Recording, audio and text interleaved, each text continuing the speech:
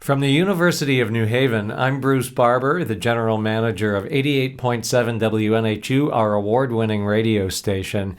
And this is a tutorial on how to create a radio PSA. Now, the first thing you want to think about is your target audience. And how do you establish in your mind who that target audience is? I like to tell people you want to imagine who you're talking to. Think about them as sitting across the table from you. And then you want to think about, based on the content of the PSA, and it's really the goal, what is the response that you want to elicit from that person? So, do you want to give them information? Do you want them to take action? These are all things you should be thinking about when you're establishing the target audience. And then you want to think about what's the best way to achieve this. So should your PSA be serious or funny? Should it have music or should it be dry? And there's decisions you can make with respect to music as to what it sounds like and what emotions it evokes. And then also narration or interview or a combination of those two things. The next step is to determine your format. So this is kind of like a puzzle, and you're creating these pieces, and then you have to make sure that those pieces fit together. So I suggest you write a rough draft of your script, and you'll be stacking your elements in there. And then you want to give yourself an idea as to how long each one of those elements will take, because you need to edit them so they'll fit the length of the PSA. So if you see that you've got way too much content for, say, a 30-second PSA, you've got to go back and think about what needs to stay and what needs to go. So this next step is very much part of the toolkit, and it's really the brass tacks. It's how you establish a workflow.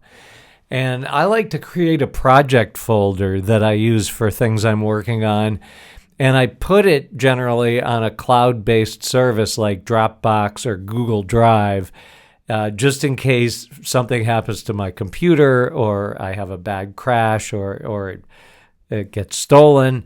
I've still got my material in the cloud. You're going to want to create subfolders in that project folder for scripts, voiceovers, music, interviews, sound effects, and the project files from your digital audio workstation. Now it's time to produce your PSA, and I consider this the fun part. So you'll assemble your project using what I just mentioned, a digital audio workstation. And that's software such as Audacity, which I really like because it's free for Mac and PC. You could also use GarageBand, which comes with Apple computers, Adobe Audition, Premiere Pro, Logic, or Pro Tools. And you can use multiple tracks as necessary. This gets a little more involved, and I'll do another tutorial on how to do multi-track editing. And then you're going to perform edits and sound adjustments on those individual files so everything sounds good. So now everything comes together as you master your PSA. And what you're going to do is you're going to take your project and your digital audio workstation and mix the elements together. This will generally be multiple tracks, and you want to make sure the levels are in the acceptable range for each track. And I'll go into this in greater detail in another tutorial because it gets a little complicated, but you just need to know that the levels really need to match up well, and so that you get a good mix when you export. You'll save your PSA as a WAV file. That's broadcast quality. That's what we like for WNHU. You could also save it, though, as an MP3 of 192 kilobytes or higher. And then you want to name your file for storage. So as you build up these audio files, you want to be able to access them easily. So I usually label them with the year, the month, the date, and then the title. And that makes it much easier for you to find your work. And now that you've created your masterpiece of a PSA, you want to share it with the world. So how do you do this? Well, if you want to make it simple, I like WeTransfer because it just gets a file from one place to the other using an email address. You can also use services like SoundCloud, Dropbox, Google Drive, Microsoft OneDrive to store and share your PSA. But with respect to sharing, especially if you want to do it on social media, I like SoundCloud because it provides you with an embed code, and you can put that on your social media posts.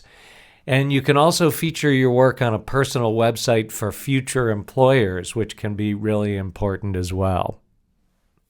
Do you have questions?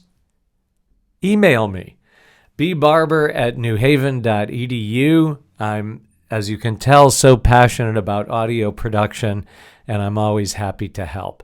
So good luck with your PSAs. Keep producing great audio content, and we'll see you on a future tutorial.